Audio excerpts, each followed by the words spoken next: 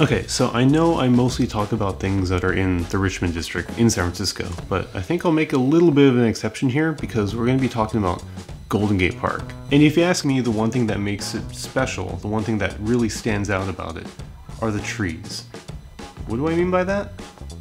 Grab a jacket, let's go find out.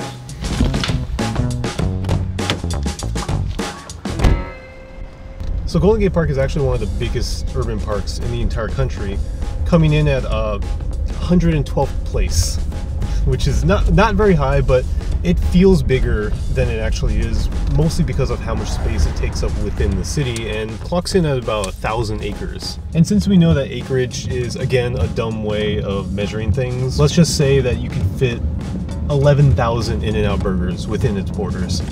Economical, if you ask me. Speed bump.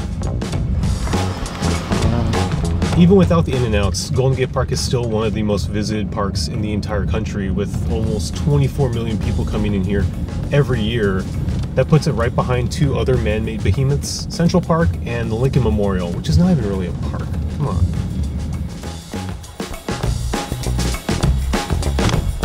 Let's go. Okay, so when I say man-made, a certain picture kind of pops into your head, right? Manicured lawns, freshly planted flower beds, sidewalks, and for the most part you would be right.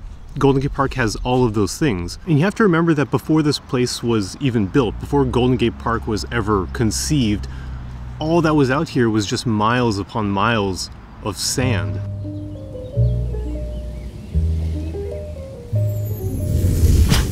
So when you think of green, foresty national parks, this is kind of the last place you'd expect that to be. Most plants, especially trees, don't really grow that well in sand. Unfortunately, back in 1870, when the park's construction first began, that's kind of all that was out here in this part of the city. So in order to stabilize the soil and make sure the dunes were capable of bearing the weight of entire trees, the developers planted bent grass, which is this dense, fast-growing turf that really thrives in cool, humid environments. So basically, the perfect base to build a park in San Francisco. And what a success that was. All that grass, along with some extra topsoil and some fertilizer, held the sand together, allowing them to go crazy and plant basically whatever they wanted. Within the first few years of construction, tens of thousands of trees found roots inside the park, including a large number of these massive beauties, the Blue Gum Eucalyptus.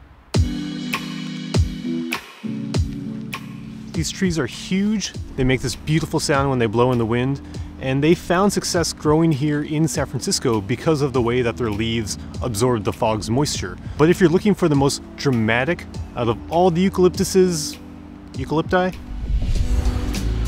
you'll find it right here, near the eastern entrance of the park.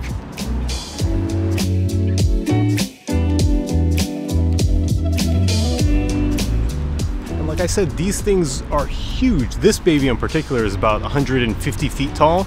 So even though I'm 6'2", this thing is about 24 times my height. Almost the same.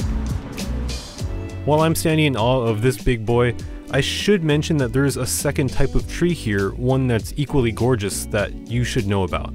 And that's the Monterey Cypress. It's another bold silhouette that defines much of the city's plant-based skyline. Their gnarled, twisted trunks the product of the wind-whipped Northern California coast. But the ones found here in Golden Gate Park are much more than tangled. They're also massive. So the Monterey Cypress and the Blue Gum Eucalyptus are the two towering trees that you'll find here in Golden Gate Park. And for the most part, they kind of live in harmony. You know, literally side by side. They live together, they grow together, they support each other, kind of. I'll let you in on a little secret. One of them's not from around here. If you couldn't tell by the name, the eucalyptus trees are in no way native to San Francisco, California, or even the United States. Their home is all the way on the other side of the world, in Australia.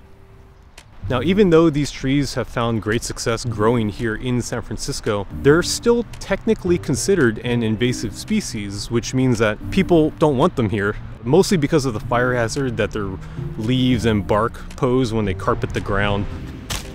There have even been movements to try and chop down nearly 400,000 of these across the Bay Area.